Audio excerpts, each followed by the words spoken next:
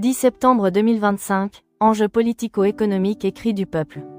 Ego, l'orgueil, la fierté blessée. Dans Ego, je vois un miroir brisé. Le peuple y cherche sa dignité, une reconnaissance qui lui a été retirée.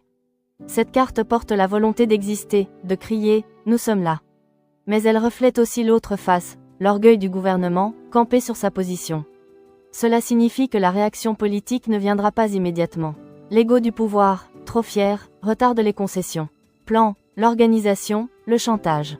La carte plan montre des lignes tracées comme sur une carte routière, des points rouges marquant les zones à bloquer. Plan indique que le mouvement n'est pas spontané, il est pensé, préparé sur la durée. Il peut recourir à une forme de chantage symbolique, bloquer les flux vitaux pour forcer la parole du gouvernement. Le bon chemin, la direction juste. Sur le bon chemin, le chemin blanc est clair, bordé de pancartes, guidant la foule vers ses revendications. Le peuple est persuadé qu'il marche dans la bonne direction, et l'opinion, dans sa majorité, trouve une part de légitimité à ce combat. Ici, le chemin est long, il n'annonce pas un soulèvement d'un jour, mais un mouvement inscrit dans la durée. Et surtout, je distingue les bottes militaires sur cette carte. Elles annoncent que les CRS seront présents, mais qu'au-delà, des forces militaires pourraient être appelées en renfort. Cela ne signifie pas une confrontation armée, mais une présence visible, pour dissuader, pour rappeler que l'État garde le contrôle. Cela peut aussi suggérer une escalade, où plus la mobilisation dure, plus la réponse de l'État devient musclée. Tournant décisif, l'épreuve du temps. La carte tournant décisif montre de l'argent et une voiture, symbole des blocages des flux financiers et des flux routiers. Mais au-delà, cette carte parle de temps. Elle indique que ce n'est pas une action ponctuelle, le mouvement va durer. Le peuple, en bloquant, attend une réaction politique forte. Cette attente prolongée devient la clé du bras de fer. Mais, avec Ego, les cartes disent que le gouvernement n'agira pas tout de suite, son orgueil repoussant toute concession immédiate. Cela crée une période d'usure, un face-à-face qui s'inscrit sur plusieurs semaines, voire plus. Traîtrise, la colère des promesses trahies. La carte traîtrise marquée de blessures, promesses non tenues, aides supprimées, illusions déçues. Elle nourrit le sentiment d'avoir été abandonné. Le peuple se sent trahi par ceux qui devaient le protéger. C'est le carburant de la colère, l'énergie qui rend le mouvement tenace. Créativité, l'imagination comme arme. Face à la dureté, créativité jaillit. Je vois des slogans, des symboles détournés, des actions originales. Les manifestants trouveront des formes nouvelles d'action, parfois surprenantes, imprévisibles. C'est ce qui maintiendra le mouvement vivant, même quand la répression cherchera à l'étouffer. Situation actuelle plus bourse, le nerf de la guerre. Ces cartes montrent des factures, des étiquettes, des poches vides. Situation actuelle, une population déjà fatiguée, au bord de la rupture. Bourse, salaire trop bas, prix trop haut, impôts trop lourds. Le cœur des revendications reste le pouvoir d'achat, la revalorisation des salaires, la dénonciation des taxes et des charges qui écrasent. Les blocages, routes, essence, banques. Les visions sont nettes, banques et institutions, blocage symbolique, fermeture d'accès. Réseau routier, autoroutes et carrefours stratégiques paralysés, file d'attente. Essence et gasoil, boycott, pénurie locale, tension sur l'approvisionnement. Le pays tout entier peut être ralenti, presque figé. L'austérité, la route étroite.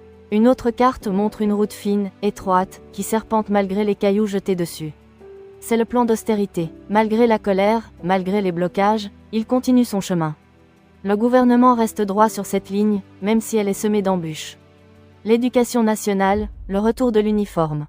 À côté de ces luttes, une autre vision apparaît, un enfant en uniforme scolaire. Elle annonce le retour du débat sur l'uniforme.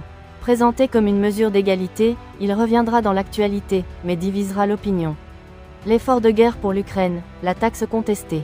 Enfin, les cartes parlent d'une taxe pour financer l'effort de guerre en Ukraine. Là, les foules sont partagées, certains hurlent « injustice » car l'argent manque déjà au quotidien. Cette taxe rallumera un feu supplémentaire dans la contestation. Sur la carte du bon chemin, les bottes militaires ne résonnent pas seulement comme le signe d'une présence armée face aux mouvements sociaux. Elles peuvent aussi indiquer un autre chemin, celui d'un système repensé autour des journées militaires attribuées aujourd'hui aux jeunes, qui ont remplacé l'ancien service militaire. Les cartes montrent qu'on ne reviendra pas à l'ancien service militaire, mais qu'une formule intermédiaire pourrait être proposée. Quelques jours de formation militaire, ajoutés au parcours actuel, comme une initiation au cadre, à la discipline, au maniement symbolique de la défense. C'est une manière d'ancrer à nouveau les jeunes générations dans une logique d'engagement citoyen et militaire, un compromis entre le passé et le présent. Mais, dans une autre vibration, plus sombre, les bottes militaires portent aussi une ombre, celle d'un coup de force possible, d'un basculement du pouvoir par l'autorité militaire si le désordre venait à s'ancrer. Non pas une certitude, mais une éventualité que la carte laisse planer, comme une menace silencieuse. Dans la deuxième partie du tirage, carte vieillesse, la sagesse qui s'effrite. Je vois une grande horloge ancienne dont les aiguilles semblent ralentir, marquant le poids du temps. Cette carte symbolise le dossier des retraites, sujet sensible et central. Pourtant, l'image est figée. Malgré les revendications, il ne sera pas modifié. Les attentes resteront sans réponse. Je perçois aussi des salles d'attente bondées, des visages fatigués. Les soins dédiés aux aînés montrent des signes de fragilité. Les cartes annoncent un affaiblissement du système de santé pour la vieillesse. Certaines prises en charge disparaîtront, certaines pathologies ne seront plus couvertes. Carte vénale, l'argent et les héritages. Cette carte me montre des mains comptant de l'or, mais des pièces tombent dans une fissure invisible. Cela évoque les successions et pensions de réversion. Les cartes indiquent des mauvaises surprises, notamment pour ceux qui se sont mariés tardivement, parfois après un décès.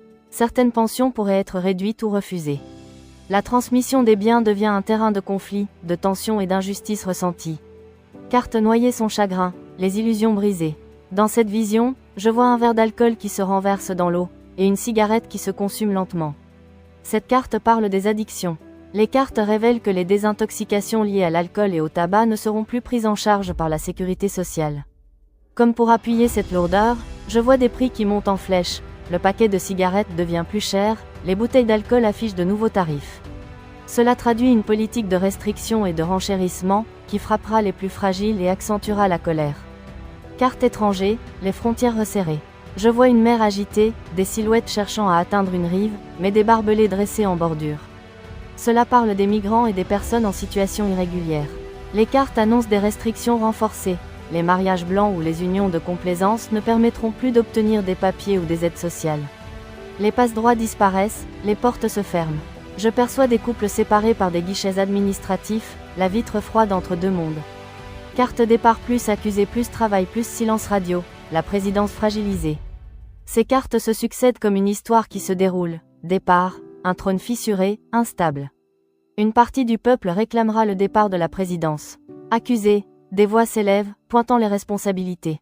On accuse le pouvoir de ne pas avoir réglé le chômage ni stimulé la croissance, malgré tout un quinquennat écoulé. Travail, des usines fermées, des ateliers silencieux. Les réformes du travail n'avancent pas, les blocages persistent. Silence radio, une antenne éteinte, aucun signal. Le gouvernement ne propose pas de solution concrète, il reste muet face aux urgences sociales. L'ensemble forme une image claire, la présidence est contestée, jugée impuissante, et certains réclameront une démission. Une fracture dans la population. Deux réalités apparaissent. Le personnel qualifié, ses forces vives, là de ne pas être entendu, songe de plus en plus à l'expatriation. Je vois des valises alignées dans un aéroport, des regards tournés vers l'étranger. La population active laborieuse, elle, travaille sans relâche mais reste la cible des restrictions fiscales et sociales. Je vois des factures entassées, des mains fatiguées. Cette catégorie ne se sent ni reconnue ni protégée, alimentant un sentiment d'injustice. Et pour conclure, à travers le tirage, une impression lourde se dégage, le gouvernement se fait vieux. La carte vieillesse me montre une couronne ternie, des visages marqués par le temps, des mandats qui s'accumulent comme des saisons fanées. Avec 2 quinquennats, la présidence apparaît usée, presque fatiguée de son propre pouvoir. Mais le peuple, lui, aspire à autre chose. La carte étrangère révèle des silhouettes nouvelles franchissant une frontière symbolique. Elle indique le désir de renouveau, la volonté d'accueillir de nouvelles têtes, de nouvelles énergies, venues rompre avec un cycle politique trop long. Les cartes noyer son chagrin et vénal éclairent quant à elles le revers du décor. Je vois des coupes remplies d'or, des mains qui se servent sans retenue, tandis qu'au loin, le peuple regarde ses bourses vides. Ces images me disent que ceux qui ont occupé le pouvoir se sont gavés de privilèges, profitant de la coupe des budgets pour renforcer leurs propres ressources. Et dans leur départ, une autre vision apparaît, un navire quittant discrètement le port, presque à la dérobée. On dit parfois filer à l'anglaise, et c'est exactement ce que montrent les cartes. Ces figures de pouvoir songent elles aussi à l'expatriation, mais pas pour fuir la misère, pour continuer à faire fructifier les richesses accumulées, souvent dissimulées dans des paradis fiscaux. Ainsi, le tirage conclut sur une image paradoxale, un pouvoir fatigué, qui ne se renouvelle pas, un peuple en attente de renouveau, et des dirigeants prêts à quitter le pays pour emporter avec eux ce qu'ils ont prélevé, en douce, sur la nation.